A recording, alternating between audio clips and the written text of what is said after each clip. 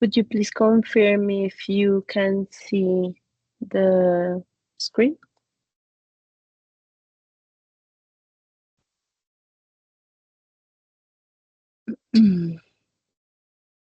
Not all at the same time, at least one, please. Can you see the screen? Yes, teacher. Thank you. Well, today is our second web conference for the course of International Negotiation Strategies. My name is Angela Piedad Suarez Torres, and I'm the course director. Today is the 1st of April, and I belong to the Centro Boyacá.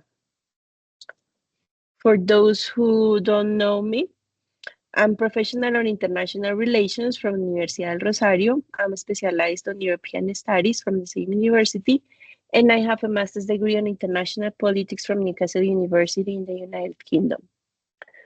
For today, our class plan after the presentation, we're going to talk about intercultural negotiation, the key components of intercultural negotiation, practical strategies for successful negotiation, challenges in intercultural negotiation, and some examples. During the presentation, if you have any doubt, if you want to ask something, if you want to share any idea, feel free to participate. Intercultural negotiation involves discussions and decision-making between parties from different cultural backgrounds, incorporating diverse norms and values. This is very important because sometimes we think that we just want to know specific details about the countries, but we never consider how important is the cultural background and the norms and values, because sometimes in the process of negotiation, those norms and values are very important to be successful or to fail in our process. Understanding cultural differences is crucial in international business to avoid misunderstandings and achieve successful outcomes. So then makes an emphasis on how important the norms, the values, and the cultural differences are important in the process of international negotiation.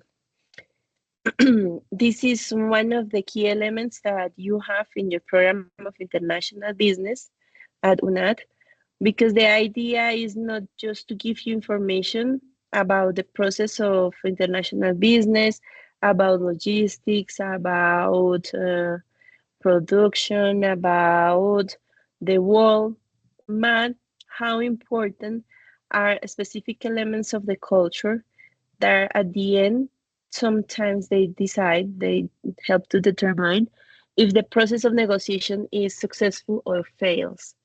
So we do emphasize on the norms, values, the cultural differences, and some specific elements of the culture that sometimes we don't regard, we don't look at, and that they are very important for us to know to be successful in the outcomes of the processes of negotiation. There are some key components of intercultural negotiation. First of all, the cultural awareness, to recognize and respect cultural differences in values, beliefs, and practices. This regards maybe when we talk about different cultures from ours, maybe there are some cultures that their behavior is more related with the beliefs that they have, the religion that they follow. And sometimes we don't understand. We don't share the same ideas. We don't share the same beliefs, but we have to respect those differences and to accept them when we're going through a process of negotiation. So if, for example, they have special days when they don't work, we have to respect that. If they have a sense of manage of time, we have to respect that. If they have a special time of the day for praying, we're not going to schedule a meeting at that time.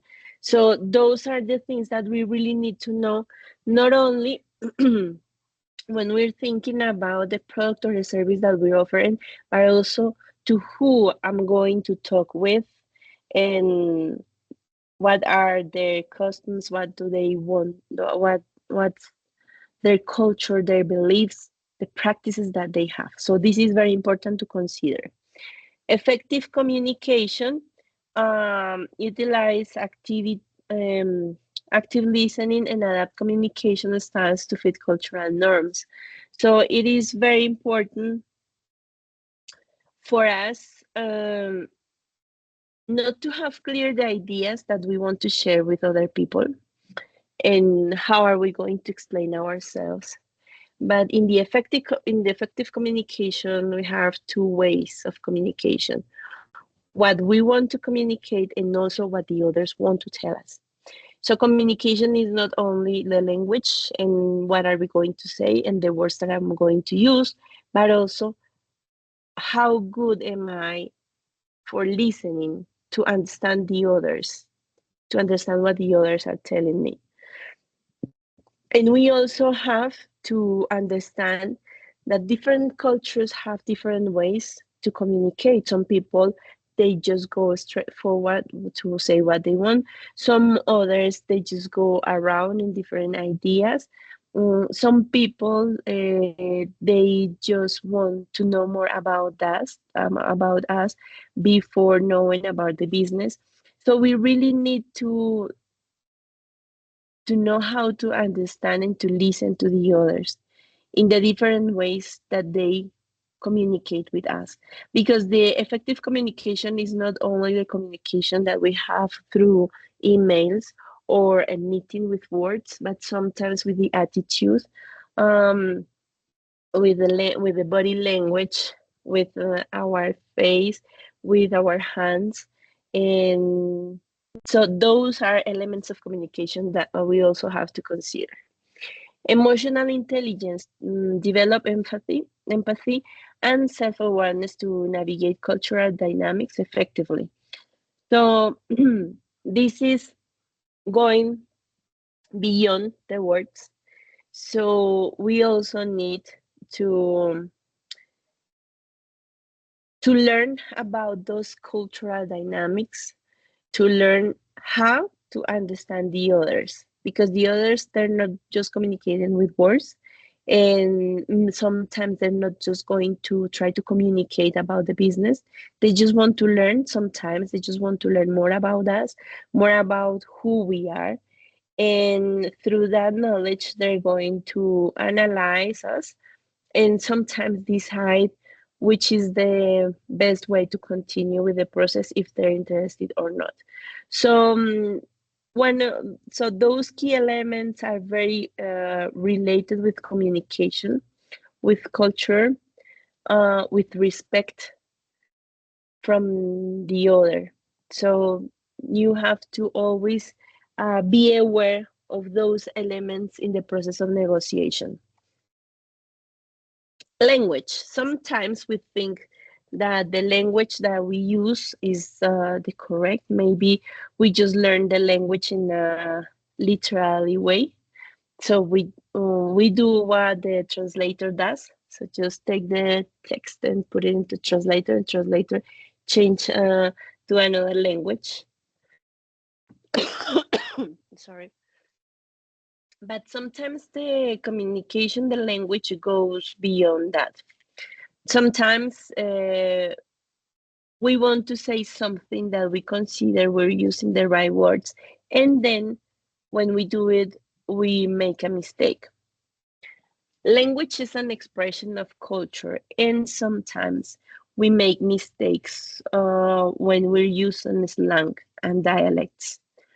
There is a case, an interesting case about the jingle of Pepsi in China, when they say Pepsi comes alive. For us, Pepsi comes alive is just something normal. But in the case of China, it was translated into brings your ancestors from the burial place, and which it was insulting in a country where ancestors are often worshipped. So bring alive someone in China is not respectful because for them the ancestors are sacred. So to bring them alive, it's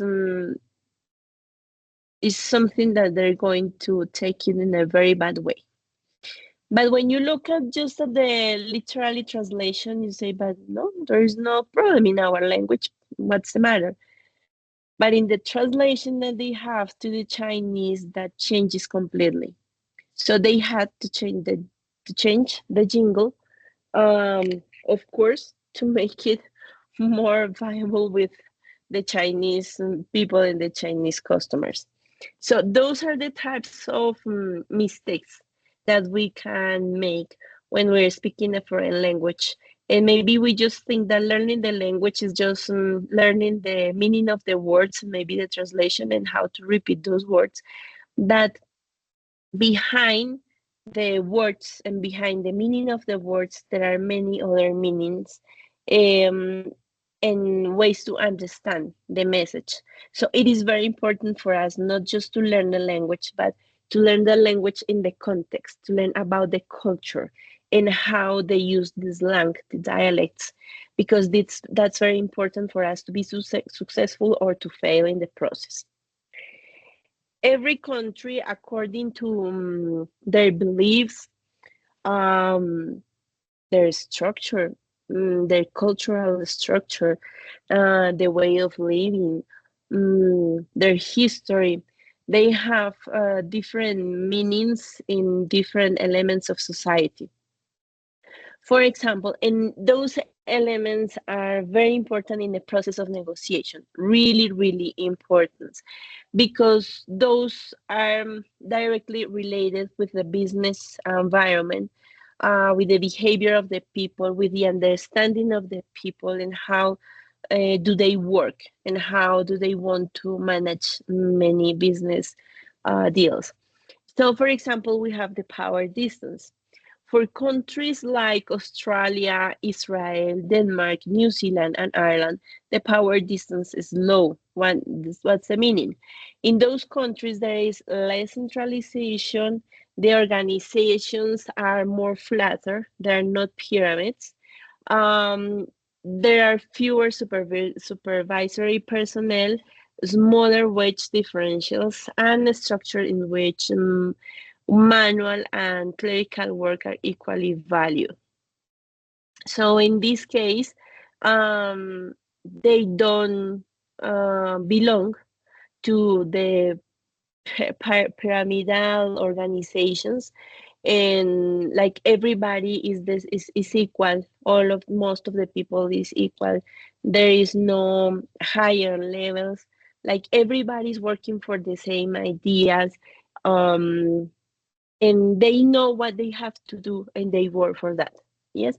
In the case of countries like Malaysia, Guatemala, Panama, Philippines, Mexico, more related, for example, with our culture, that power distance is high. What's the meaning? The greater centralization. It means that more tall organization pyramids, the organization are more pyramidal. It means that the base of the pyramids are the normal workers, and in the way that you're getting like more responsibility, you're getting higher in that pyramid, and those who are in the top of the pyramid are those who take decisions and the managers and those who decide what the company must do. More supervisory personnel, so the people always have someone who is supervising their job, and they have power over the others, and large wage differentials, of course, because in this case the people that is in the base of the pyramid, they don't have the same salaries that the people that is in the top, and there is a big difference between them, a structure in which white collar jobs are valued more than blue collar jobs. In this case, what's the meaning or why it is that important in the process of negotiation? If we're talking maybe with some people from Austria, Israel, Ireland, Denmark, New Zealand, maybe the team that is dealing with us in the process of negotiation, they have the capacity to decide, to make changes on the proposal, to consider different options, and to negotiate in the process. But in the other case, if we are negotiating with people from Guatemala, Mexico, Philippines, Panama, Malaysia, and they don't belong to the top of the pyramid, they're not going to be able to make changes on the proposal, to consider another options, to deal with the process of negotiation. They're just going to communicate what the team offers, and then the company is going to decide who is going to be in the process of the negotiation. So there are two different types of cultures in the power distance.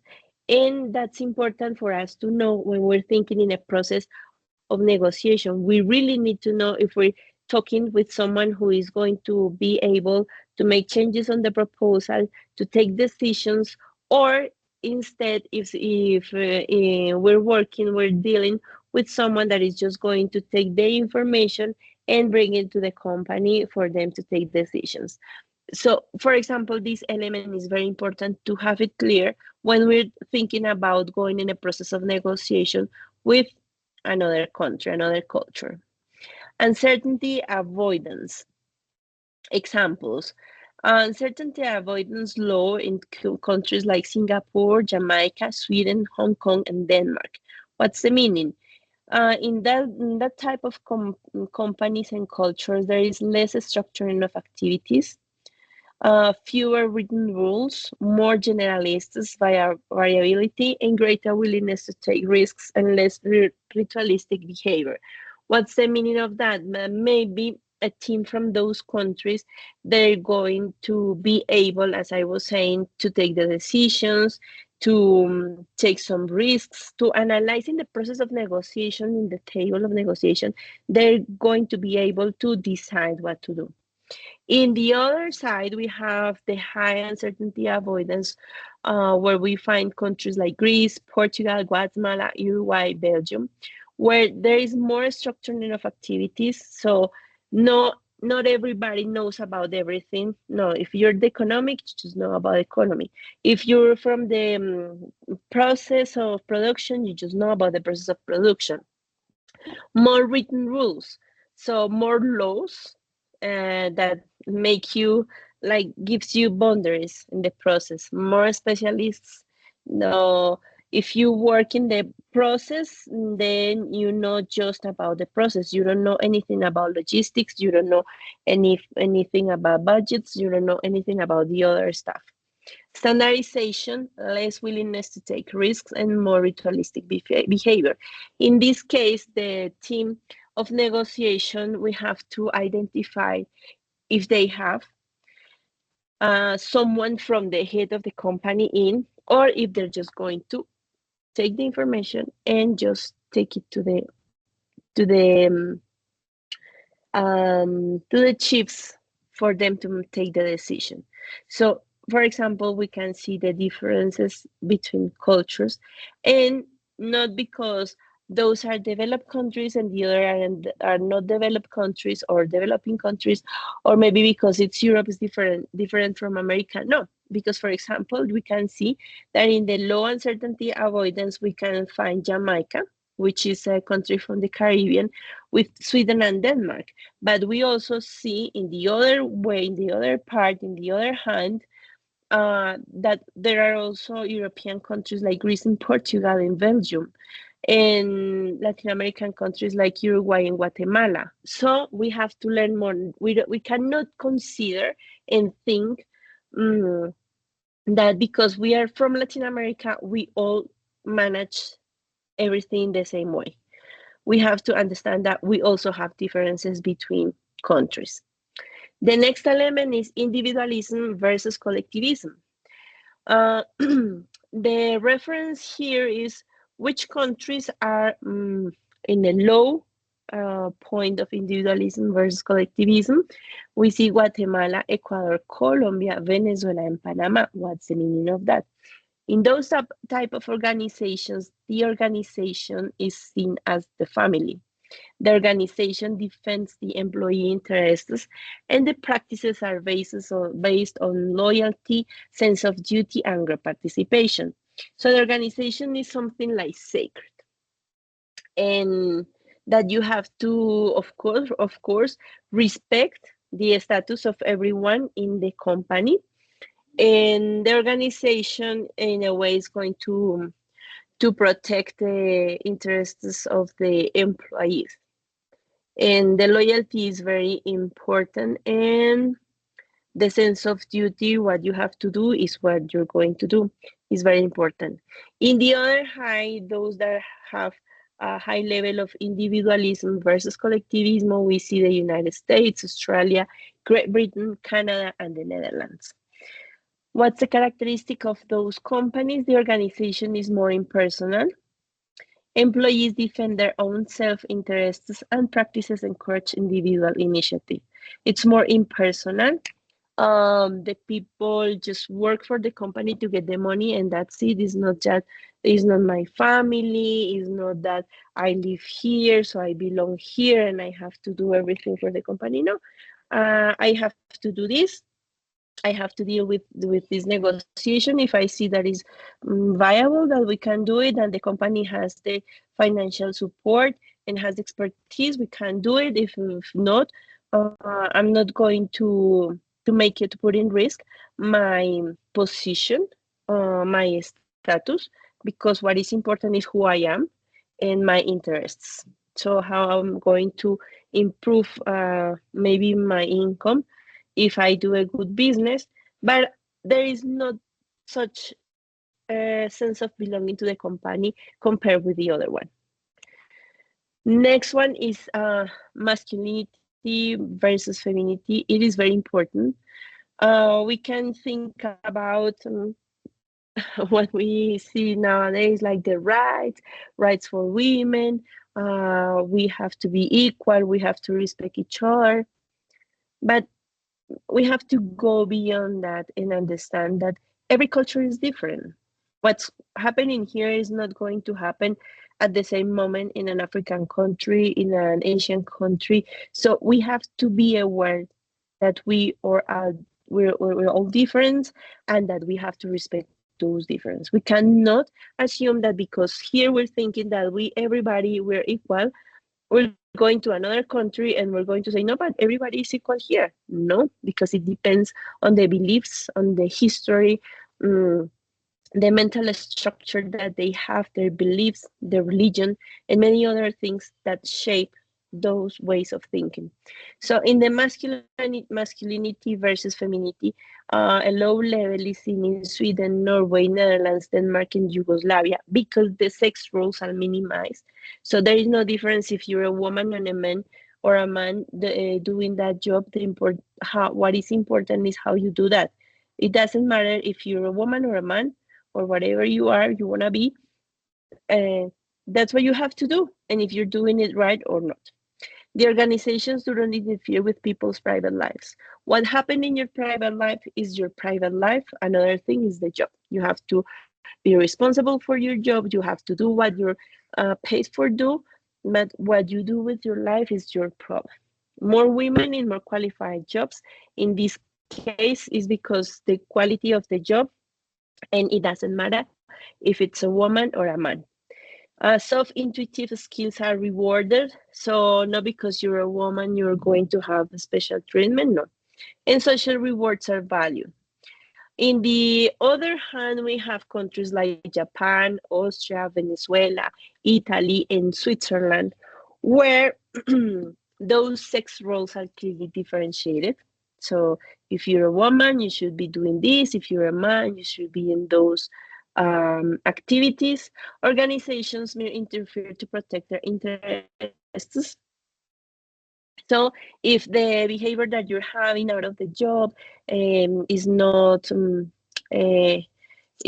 good with what you're doing, what your social life, if you get drunk every night, is not good for the image of the company, and that kind of stuff is more important in that type of companies compared with the others. Fewer women are in qualified jobs because in this case it's more machista culture, so there are more men in qualified jobs. Aggression, competition, and justice are rewarded, and work is valued as a central life interest. So it changes, and then you can see where we are and where we're not. Long-term orientation. also is an element of culture. Those who have low this element are countries like Pakistan, Philippines, Spain, Canada, and Great Britain. What do? They plan everything in a shorter horizon, and small numbers or medium and small companies. So they're just taking decisions in a short term. In the other side, when we find China, Hong Kong, Taiwan, Japan, and South Korea, the Eastern countries, everything that they do, they plan it for a long horizon. And there are high numbers of medium and small companies. So this is very important because in those countries with a high sense of long-term orientation, they don't hurry in the process of negotiation. They don't need to make a deal in the first meeting. They just need to know the people. They just need to know who is coming for the meeting. What do they do? How's their family? If they have children or not. So many other things because for them to establish a relationship is more important first. So, and in the case that you can develop a process of negotiation and you can sign a business with them, is something that is going to be for a long term relationship. So, it is very important because you have to build a relationship that is going to go through the time. But if you think in the other way, you're just considering some business that you're going to deal, and then you have to seal it, and then it's going to be developed for the next 1, 2, 3, 4 years, and that's it. It's just business. So we have to be careful about the type of culture that we're negotiating with, because the sense of the time and the priorities are completely different. So we're not going to be hired by a process of negotiation with people from China or South Korea or Japan or Taiwan or Hong Kong. No way, because they don't like it like that. They're not going to go fast in the process of negotiation. So you have to consider those elements. There are some dimensions of the culture that we have to consider.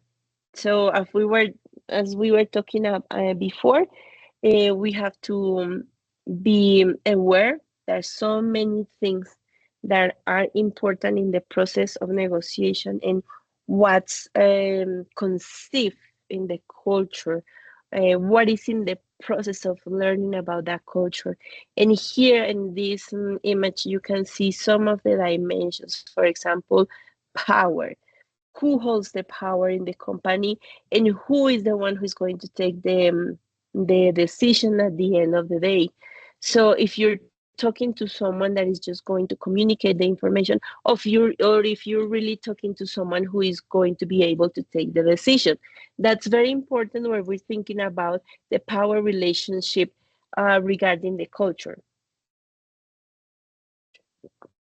Gender. When we think about gender is if they're machista or not, how important is the role of women in the culture or not. For example, if it's a machista team, well, it is uh, a recommendation not to send a team of women to negotiate. It's not because we're going to become like them, no, but we have to respect and understand that because they're not going to feel comfortable negotiating with women, and it's not going to make me feel less or less powerful or less able to negotiate. No, but the truth is that if the other company, it's a more a male company and they don't have so many women in the process, well, we have to consider not to send only women, men, but at least more like half of the team should be men, but not to send only women because we must be aware of those differences, and we have to respect. There is a big difference between what I think that the things should be, how things should be, and how things are. And when we considering to negotiate with another country, with another culture, we must understand that the cultures are different and that in a meeting or a business we're not going to change the way they think, the way they consider, for example, the women, the way they do relationships, the way they do business. That's something that we're not going to change in a meeting. So we have to respect that and adapt to that, because what we want to get is a successful business process, a successful business negotiation. So we have to adapt to the circumstances. Traditions, um, the traditions, they shape how the people are. So if we belong to a culture where family is important, where the society is important, that makes us different from other countries, other cultures that think different, that are more impersonal, more self-guided. So we have to understand that we are different from the others and we have to respect the difference of the others. So we have to learn about traditions. For example, if we're going to manage a process of negotiation with the Chinese team, we have to understand that for them relationships and building relationships is the most important, that we're not going to meet in a meeting room, that for the first time we're going to meet in a restaurant, and that we're going to share the food, and that we're going to talk about so many other things different from the business. I'm sorry. So those are elements that we have to consider really carefully in the process of negotiation. Uncertainty, as I was telling you about, the food, because for some cultures, to meet the people in a restaurant and to share the food is very important. For others, nothing to see really. Religion, why religion? In our country, we have a differentiation between business, religion, politics. But in some other countries, like Saudi Arabia, that we have their map here, the green one for those who don't know, the religion is mixed with politics and with the law. So so many rules are designed from the base of the religion. So we have to understand that we're not going to change the way they think because we think different. No, no way. It's, for example, when we see in some other places of the world that the women are very bad treated by men, that they're hit, that there is much violence with women. And some women, we think that it's not just, that it shouldn't be like that, that they're violating their rights. And there, surprisingly, you have the chance to talk to some women in that place, and they just consider that as normal. For us, in our environment, that's not normal, and that's not possible to consider that is normal. But for them, in their traditions, in their religion, in their law, that looks normal. So we have to respect that. Yes, there are some organizations that try to help those women, but it's a process. It's not something that we're going to change just because we go there and say, no, it's because women and men, we are equal and we have the same rights. No, it's not the same in every corner of the world. It's different. So we have to understand and respect that. And those small details are very important to consider in the process of negotiation, because sometimes we think that everybody is going to think the same I do, and that's not the reality. It's completely different. Sense of time, that is something very important to consider, because not everybody has the same sense of time. Some cultures, they're very punctual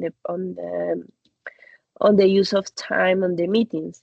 Some other cultures, they're not, because they're always late, they're always running late. Some other cultures, you have to come early.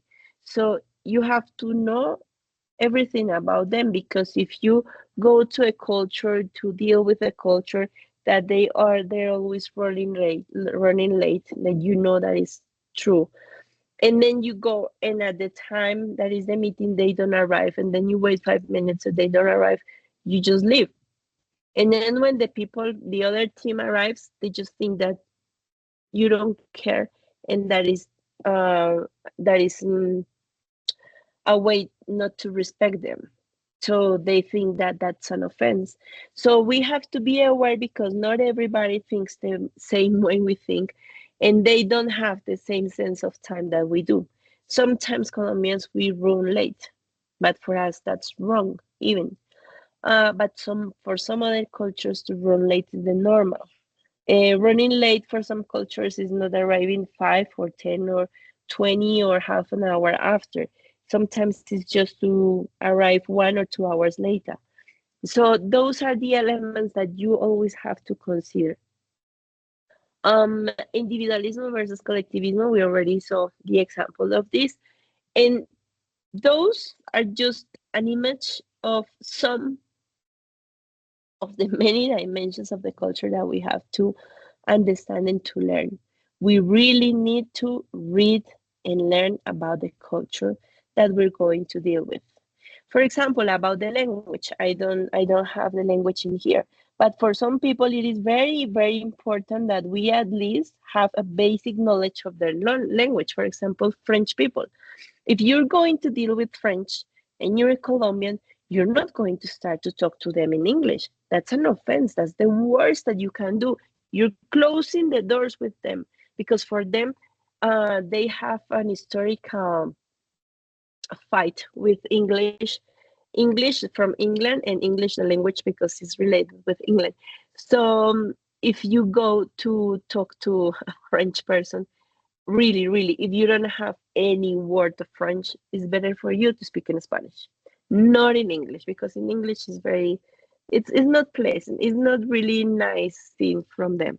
So those are the elements that we have to consider. Sometimes we think, well, I don't speak the language, I don't speak French. I just contract a translator. Yeah, that's an option. But the truth is that in a process of negotiation, where the manage of the communication is very important, you always need someone from that you trust, that can speak the language, or at least to understand, because in those spaces, you may have contract someone that is not going to understand really well, or maybe is going to change some things. And it is very important for us to be sure that the message that we're giving is the same that they're getting. So for that reason, the solution is not just to contract someone with the that is going to translate, but at least we have an idea, or someone who at least can understand what the other party is saying, just to be sure that the communication is clear. Practical strategies for successful negotiation.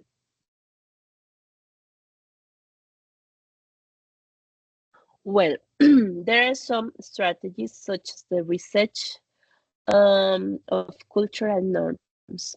Prior to negotiation, learn about the other party's culture, including communication styles and business etiquette. That's what I was talking about. Maybe the business etiquette is about the manage of time. Um, if for them it's suitable to meet in a conference room, or if for the other team it's better to meet in a restaurant. That kind of things are very important in the process of communication, and the types and styles of communication. Build trust and relationships. Establish rapport through personal interaction, which can facilitate smoother negotiations. You have to know about how important to establish the relationship with the others is. Because in some cultures, you just have to meet, to talk about the business, to see the opportunities, to establish conditions, and that's it. Inside on our side, successful or fail, or we're going to meet next time. But in other type of cultures, you have to build that relationship, to build that trust. That the guanxi in China, the guanxi, it's a very important element in the culture, and it's not just for international negotiations, it's for any type of negotiation, even within Chinese people. So the guanxi means the is building relationships. How important is for them to get those those channels of relationships, to be relationship with the others, to know the others, to be able to know if you can trust, and then to make business with them. So that's why for them it is very important to meet in a restaurant to share the food. If you go to a restaurant in a Colombian way and then you go for friends, each one of us is going to choose its own dish.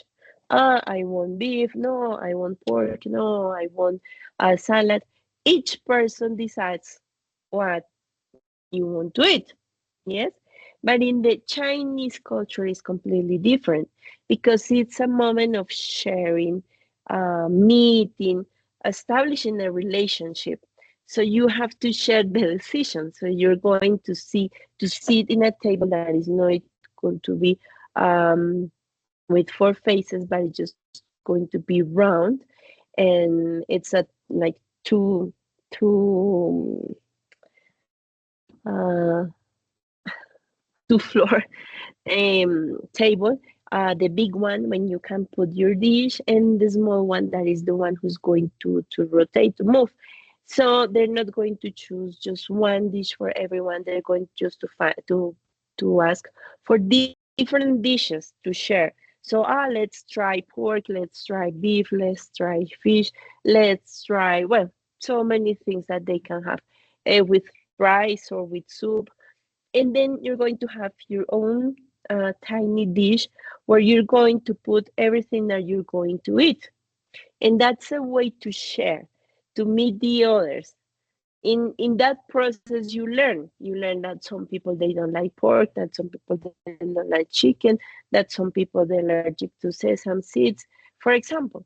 So that's a process of building a relationship, which is very different when we go in a business meeting here, because we go to fancy restaurant and we have to consider the most expensive dishes just to make sure that the others consider that you're fancy and that you have money and that you're not poor or something like that.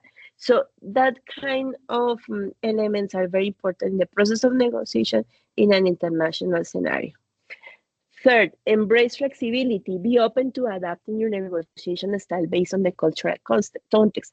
That's what I was saying, that you cannot be just close to what you think, to what you do, and the way you live, because not everybody lives in the same way, in the same context, in the same environment. So we have to be open to see another cultures that behave different, but that they do like that. It's not our objective or idea or proposal to go to change them. And that's not possible. We have to consider that that's not possible. Yes, we can consider that they don't do the things right, that they treat the women different, that that's not fair, that that's not just. Yes, but that's what we have in our mind. But at the end of the day, we have just to respect, and in a way, we have to accept that. It's not easy, it can be difficult, but if we're talking about international business, we have to learn about the international cultures, about the other cultures, and we have to learn how to respect that the others are different from us. Some examples of intercultural negotiations. For example, we have Nestle in China. Initial approach focused on a direct negotiation style due to lack of relationship building. Shift the strategy to prioritize one-chi relationship, leading to a successful partnership. Okay, Nestle came to China and they just want to go straight forward. Stop. We have to build a relationship. For us, one-chi is very important. So, change of plans. We have to change our strategy, prioritize guanxi, be able to understand and to work in a process of building a relationship. And that building that relationship means building a successful partnership. So look, this is very important even for a company as Nestle. US versus Japan negotiations. American negotiators often emphasize directness, while Japanese counterparts value harmony and consensus. So there is a big difference because in the case when successful outcomes require understanding these differences and adjusting approaches accordingly. What's the meaning? The case is that the Americans, they just go straight forward to the point, and then in the case of Japanese, they need more negotiate, they need to establish an harmonious environment, they need to build a consensus. It's not just impose my idea and what I think must be. No. In this case, as we can see now that it is a very important example, is the relationship that is building or that is happening in the United States with the world in the case of the presidency of Donald Trump. Donald Trump is a person who wants to impose everything to the wall. He wants to raise the taxes. He wants um, to protect its economy. He wants to get Greenland. So he wants to do so many things. But when he's taking the decisions, the other cultures are feeling disrespected. And that's very important because maybe in his way of doing business, he could do it like that in America and maybe some other regions of the world. But when we talk about politics and his case that he's the president of the United States, he tries to do some things, and we have the chance to see that sometimes he takes the decision, but the reaction of the others makes him change. Yes. Oh, yes, it's a change of strategy as he considered that before. But the idea of this is to show you how a person who brutally pretends to impose his idea to the world is not going to get any acceptance from many regions in the world. So the Chinese answer in a way, the Russians are going to answer in a way, Ukraine is going to answer in a way, the European countries are answering in a way, and everything is changing. Like the war idea is changing because everybody is feeling like, hey, we had like a harmonious environment in the world, and then he comes and goes straight forward for this, and that, but without having any consideration, without having any process of negotiation, without having any work with anybody, just because he thinks that he has the power and he can do everything he wants. No, not everybody is going to accept that. The reactions of different governments with immigrants, it's different, but at the same time it's a way of saying, wait, you're not going to do things just like you want. We have to communicate, we have to negotiate to get to an agreement and to do the things. Okay, we have to get our immigrants, illegal immigrants, in your country back to our country, but we have to negotiate and understand the way we're going to do things. That's a process of international negotiation that we can see in this moment, and how the attitude that has Donald Trump with the world is going to be rewarded in different ways, because the other cultures are not going to accept that, because they're not going to accept that someone in the world wants to impose conditions that before were negotiated, respecting each other. So this is very important. And regarding the case of US and Japan, is something that is happening right now. Challenges in intercultural negotiation. Yes, of course, every time we have challenges, and one of them is the language barrier. And the nonverbal miscommunication can complicate negotiations, because you can say something with your mouth and your lips, and then with your face and your hands, you're saying something different. So you have to be coherent between what you're saying with your words and what you're showing with your body language. And the language barriers. Sometimes their language barrier is not limited just to the words that you use, but how you use it, like we saw in the example of Pepsi in China. And what I was saying before, you always need at least to have a basic knowledge of the language, something basic, and try to understand what the other are saying, because that's very important for you to be sure that the idea, the message that you're getting is the right one, and that you're not going to do a bad movement in the process of negotiation. Another element that is very important: stereotypes. Stereotypes may lead to misunderstanding. Negotiators should approach a situation with an open mind. Open mind always, and never, please, never be guided by stereotypes, because sometimes those stereotypes are fake, are lies, are just the way that I felt, how I considered the things were managed, but maybe it's not true. Maybe I was misunderstood. I misunderstood the situation, and I'm trying to transfer a bad idea from that culture to someone else. So we have to be open minded, as I was telling you. To respect the other's culture. We have to learn so much about the other culture, about the language, about the traditions, about the process of negotiation, and also be careful with your body language, the nonverbal communication that you use, the use of your hands, the faces that you do, because not always the words that you say are the way to communicate. Maybe you're saying something, but with your body, you're saying something completely different, and that can mean the failure of the process of negotiation. Well, I hope that all of you have understood what I was saying. I tried not to speak very fast, and to be clear, maybe in the pronunciation for you. I would like to know if all of you have understand that what I was saying. If you think that is useful information, just let me know.